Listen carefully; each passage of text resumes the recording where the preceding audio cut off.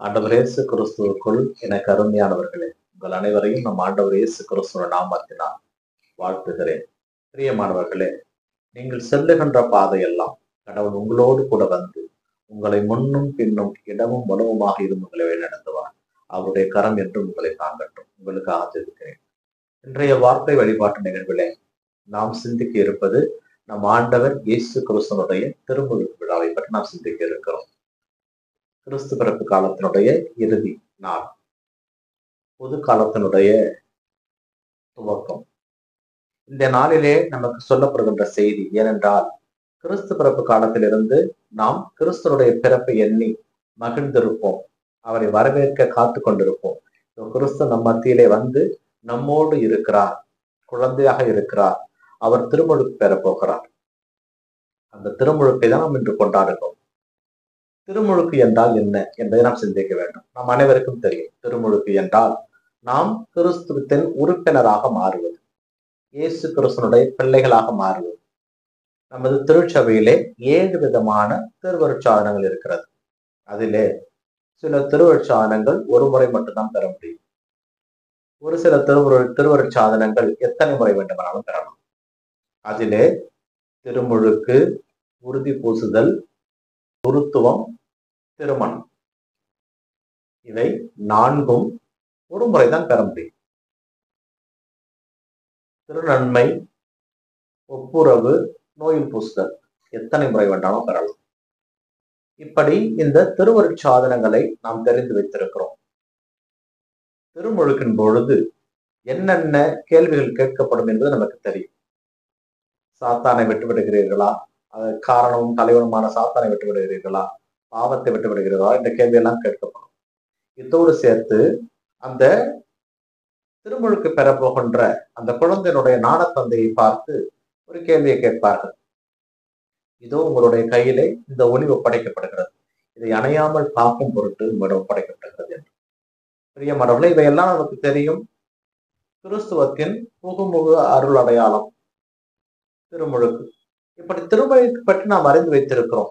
ஆனால் உண்மையில் இதுதான் திருமுழுக்கா என்றால், திருமுழுக்கு பெறுவது மட்டும்தான் நம்முடைய வேலையா என்றால், திருமுழுக்கு பெற்ற பிறகு நம்முடைய கடமை என்ன என்பதை பற்றி நாம் அறிந்து கொள்ள கடமைப்பட்டிருக்கிறோம். திருமுழுக்கு என்பது புகுமுக அருமடையாளம், அருளடையாளம். அந்த அருளடையாளத்தை பெற்றுக்கொள்வது நமது வினவு தெரியாத வயதிலே பெற்றுக்கொள்வோம்.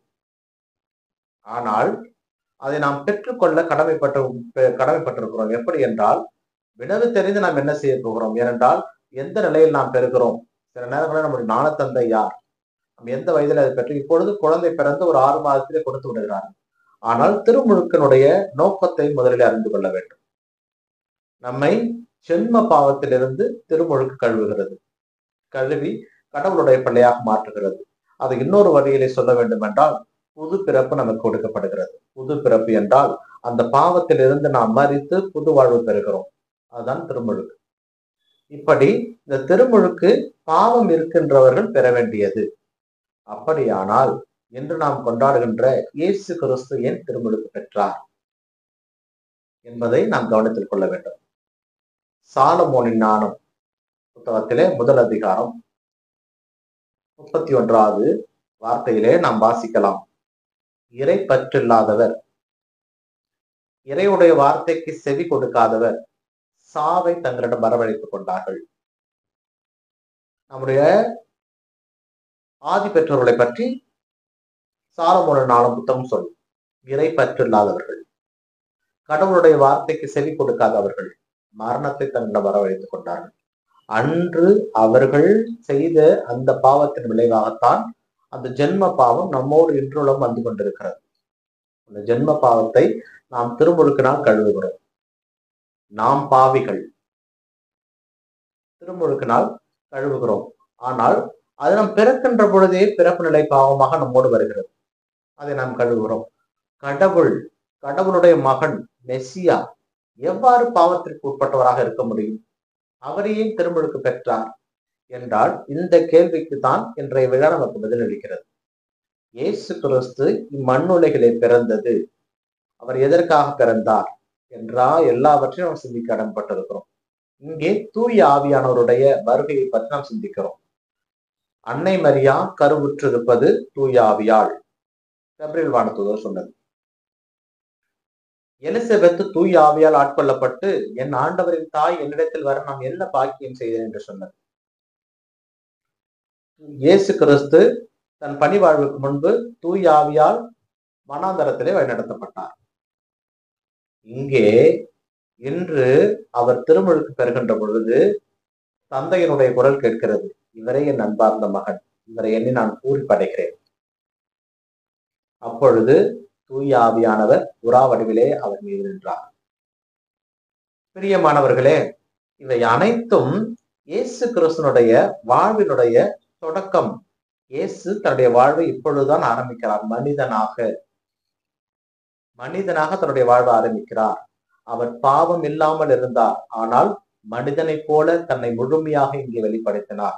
தானும் மனிதனுக்குரிய நிலையில் இருக்கிறோம் என்பதை அங்கே வெளிப்படுத்துகிறார். அப்படி என்றால் அவர் முழுவதுமாக மனிதனாகிறார். முழுவதுமாக மனிதனாகி இந்த திருமுழுக்கை தானும் பெற்று இந்த அடையாளத்தை நமக்கு நம் மறுவாழ்விலே பெற்றுக்கொள்ள வேண்டும் என்றும், இந்த திருமுழுக்கு பெற்ற பிறகு நாம் என்ன செய்ய வேண்டும் என்பதை அவர் நமக்கு தொடர்ந்து சொல்லிக் கொடுக்கிறார். எப்படி? திருமுழுக்கு பெற்ற பிறகு இயேசு தனது பணிவாழ்வை ஆரம்பிக்கிறார். அவர் மக்களுக்கு கடவுளை அறிவிக்கிறார். சென்ற இடமெல்லாம் நல்லது செய்தார்.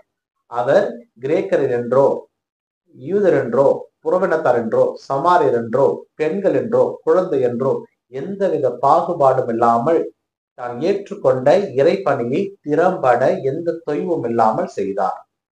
பிரியமானவர்களே, இந்த திருமுழுக்கு பெறுவதனுடைய நோக்கம் இதுதான். நாம் திருமுழுக்கு பெறுவோமானால் நம்மிடம் வேற்றுமை பாராட்டக்கூடாது. நாம் திருமுழுக்கு பெறுவோம் என்றால் நாம் நன்மைத்தனங்களை செய்ய வேண்டும். நான் அறிந்து கொண்ட கடவுளை மற்றவருக்கு நான் அறிக்கையிட வேண்டும். இதுதான் நான் பெற்றுக்கொண்ட திருமுழுக்குக்கான காரணம். இதை நான் செய்தே ஆக வேண்டும். உடல்நிலை சரியில்லை என்றால் மாத்திரை போட்டுக் கொள்வோம். ஏனென்றால் உடல்நிலை சரியாக வேண்டும் என்று. நான் போட்டுக்கொண்ட மாத்திரை எனக்கு வேலை செய்கிறது என்பதை அடுத்த நாள் தான் எனக்கு தெரியும். ஏனென்றால் என்னுடைய வாழ்வு பழைய போல நான் எழுந்து என்னுடைய வேலையை நான் பார்ப்பேன் என்றால் அந்த மாத்திரை எனக்கு வேலை செய்வது என்று அர்த்தம். அப்படியானால் நான் திருமுழுக்கு பெறுவதற்கு முன்பு எப்படி இருந்தேனோ அது போலவே நான் திருமுழுக்கு பெற்ற பிறகும் இருந்தேன் என்றால் அதனால் என்ன பயன்? அதனால் இந்த திருமுழுக்கு நமக்கு சொல்லுகின்ற பாடம், இயேசு கிறிஸ்துவை நாம் உள்வாங்குகிறோம். இயேசு கிறிஸ்து நம்மோடு இருக்கிறார். அந்த திருமுழுக்கின் வழியாக நம்மோடு பேசுகிறார். எப்படி தூய ஆவி இறங்கி அவரை ஆசீர்வதித்ததோ அது போலத்தான் ஒவ்வொரு அருட்சாதனத்தின் போதும், திருவருட்சாதனம் பெறுகின்ற பொழுதும் நாம் தூய ஆவியை பெற்றுக்கொள்கிறோம். தந்தை, மகன், தூய ஆவியின் பெயராலே நான் உன்னை கழுவுகிறேன் என்று சொல்லுகின்ற பொழுது அங்கே மூவர் கடவுளுடைய ஆசீர்வாதம் நம்மோடு தங்கும். தூய ஆவியினுடைய வலு நம்மோடு இருக்கும். அந்த தூய ஆவியார் நம்மை வழி நடத்துவார். இரண்டாவதாக உறுதி பூசின் போது அந்த தூய ஆவியார் நம்மை திடப்படுத்துவார். நற்கருணை பெறுகின்ற பொழுது ஒவ்வொரு முறையும் கடவுள் நம்மோடு வந்து நம்மை தூய்மைப்படுத்துவார். எப்படி திருமுழுக்கின் பொழுது நாம் தூய்மைப்படுத்தப்படுகின்றோமோ, எப்படி உறுதி பூசலின் போது நாம் திடப்படுத்தப்படுகிறோமோ, அது போலவே நாம் ஒவ்வொரு முறையும் நம் ஆண்டவர் இயேசு கிறிஸ்துவை பெறுகின்ற பொழுது நாம் தூய்மைப்படுத்தப்படுகிறோம். வெளியளவில் அல்ல, உள்ளளவில். இப்பொழுது நாம் குளிக்கிறோம் என்றால் நமது உடலை தூய்மைப்படுத்துகிறோம். உள்ளத்தை எப்படி தூய்மைப்படுத்துவது? ஒப்புரவு அருட்சாதனம். அந்த ஒப்புரவு அருட்சாதனத்துக்கு பிறகு உள்ளம் தூய்மைப்படுத்தி விட்டதா என்ற கேள்விக்கு நீங்கள் பெறுகின்ற இயேசு கிறிஸ்துனுடைய திருவுடலும் திருரத்தமும் பதில் சொல்லும். ஆக இவை எல்லாம் ஒன்றோடு ஒன்று பிணைக்கப்பட்ட திருவருட்சாதனங்கள். ஆக இயேசு கிறிஸ்து தன்னை மனிதனாக அங்கே எல்லாருக்கும் வெளிப்படுத்தியதுதான் இந்த திருமுழுக்கு. இந்த திருமுழுக்கை நாம் பெற்றுக்கொள்வதோடு மட்டுமல்லாமல் இயேசு கிறிஸ்து சொல்லிக் கொடுத்த பாடங்களை கற்றுக்கொள்கின்ற மனிதராக இருக்க வேண்டும். இதைதான் இன்றைய முதல் வாசகத்தில் நாம் பார்க்கலாம். எசேயா இறைவாக்கினர் பாபிலோனிய அடிமைத்தனத்திற்கு தள்ளப்பட்ட இஸ்ரவேல் மக்களை பார்த்து கூறுகிறார், என் மக்களுக்கு கனிமொழி கூறுங்கள், என் மக்களுக்கு வாழ்த்து கூறுங்கள், ஏனென்றால் அவர்கள் தங்களுடைய பாவங்களிலிருந்து மனம் திரும்பி இருக்கிறார்கள். எருசலேம் தன்னுடைய பாவங்களுக்கு ஏற்ற தண்டனையை பெற்று விட்டார். கடவுள் அவரை மன்னித்து விட்டார் அப்படின்னு சொல்லுவார்.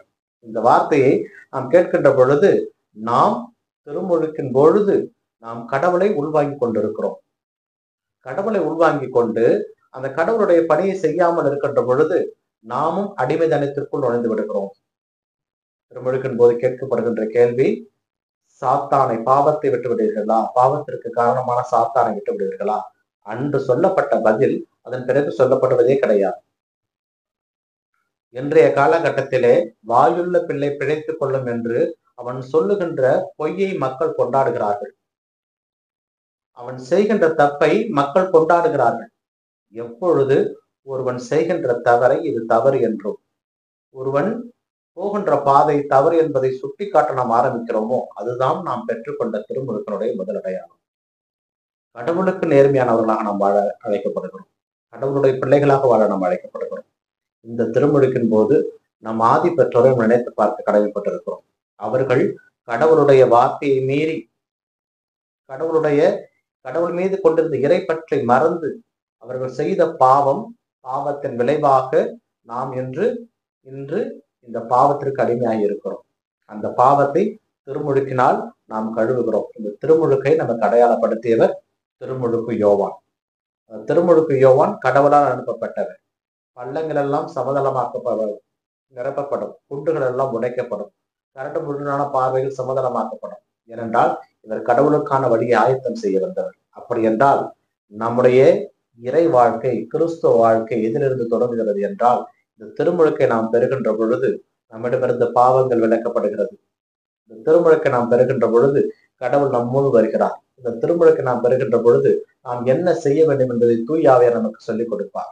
இந்த திருமுழுக்கை நாம் பெறுகின்ற பொழுது எதிர்கொண்டு நாம் பயணிக்க தேவையான உடலையும் இரத்தத்தையும் நம் ஆண்டவர் இயேசு கிறிஸ்து கொடுப்பார். இந்த திருமுழுக்கை பெறுகின்ற பொழுது நோயில் பூசுதல் என்ற அருட்சாதனத்தின் வழியாக நாம் திடப்படுத்தப்படுவோம். திருமுழுக்கை நாம் பெறுகின்ற பொழுது திருமணம் என்கின்ற நாம் ஆதி பெற்றோருக்கு கடவுள் கொடுத்த அந்த அருட்சாதனம் வெளிப்படும். அவர்கள் திருமணம் செய்து பழகி பெருகுவார்கள். திருமுழுக்கின் வழியாக குருத்துவத்தை நாம் பெறுகின்றோம். ஆக கிறிஸ்துவ வாழ்விற்கு முன்னடையாளம் இந்த திருமுழுக்கு. ஒரு குழந்தை இந்த உலகிலே ஜனனிக்கிறது என்றால் அதற்கு அந்த தாய் எவ்வளவு முக்கியமோ அதுபோல கிறிஸ்துவ வாழ்விற்கு இந்த திருமுழுக்கு அவ்வளவு முக்கியம். அந்த தாய் அந்த குழந்தை எவ்வாறு பேணி பாதுகாக்கிறாரோ அது போல இந்த திருமுழுக்கு அந்த குழந்தையை பேணி பாதுகாக்கும். அந்த குழந்தையினுடைய அடுத்த வாழ்வு என்ன, திருமுழுக்கு பிறகு அது பெற வேண்டிய அருட்சாதனம் என்ன, எல்லாவற்றையும் புது புகுமுக அருளடையாளமான இந்த திருவருட்சாதனமான திருமுழுக்கு அவர்களுக்கு சொல்லிக் கொடுக்கும். பிரியமானவர்களே, இந்த திருமுழுக்கை நாம் பெறுவதோடு மட்டுமில்லாமல் அந்த திருமுழுக்கை நாம் கொண்டாட கடமைப்பட்டிருக்கிறோம். இயேசு கிறிஸ்துனுடைய திருமுழுக்கு நாளிலே நம்முடைய திருமுழுக்கையை நாம் புதுப்பித்துக் கொள்ள அழைக்கப்படுகிறோம். நம் ஆண்டவர் இயேசு கிறிஸ்து நமக்கு எல்லாவற்றிற்கும் ஒரு முன்னோடியாக இருந்தார். நாம் எப்படி பேச வேண்டும், நாம் எப்படி மற்றவர்களோடு பழக வேண்டும், நம்முடைய வாழ்வு எப்படி இருக்க வேண்டும், நாம் மற்றவர்களோடு எந்த அளவுக்கு உறவுகளை பேணி காக்க வேண்டும், நாம் கேட்பவர்களுக்கு எப்படி கொடுக்க வேண்டும், தன்னை தேடி வருபவர்களை நாம் புறந்தல்லாமல் எப்படி இருக்க வேண்டும், நம்ம கற்றுக் கொடுத்தவர் நம் ஆண்டவர் இயேசு கிறிஸ்து. அதனால் முடிந்தவரை இந்த திருமுழுக்கு நாளிலே நம் ஆண்டவர் இயேசு கிறிஸ்துடைய திருமுழுக்கை கொண்டாடுகின்ற நாளிலே நம்முடைய திருமுழுக்கை நினைத்து பார்ப்போம். நம்மால் முடிந்தவரை நம்முடைய திருமுழுக்கை, பெற்றுக்கொண்ட திருமுழுக்கை மற்றவர்களுக்கு அறிவிக்கின்ற மக்களாக நாம் வாழ முயற்சி செய்வோம். ஏனென்றால் இதுதான் நம்மை கிறிஸ்துவத்திற்குள் கொண்டு போய் சேர்த்த முதல் அடிநாதம், இதயத்தினுடைய முதல் துடிப்பு, நம்முடைய சுவாசத்தினுடைய முதல் மூச்சு. இதுதான் நமக்கு எல்லாமும். இந்த திருமுழுக்கை நமதாக்குவோம். இந்த திருமுழுக்கினுடைய ஆசீர்வாதத்தை மற்றவர்களுக்கு பரப்புகின்ற மக்களாக வாழ முயற்சி செய்வோம். இந்த நாள் உங்களுக்கு இனிய நாளாக அமையட்டும். இறைவன் இயேசு என்றென்று வாழ்த்த பெறுவாராக. ஆமென்.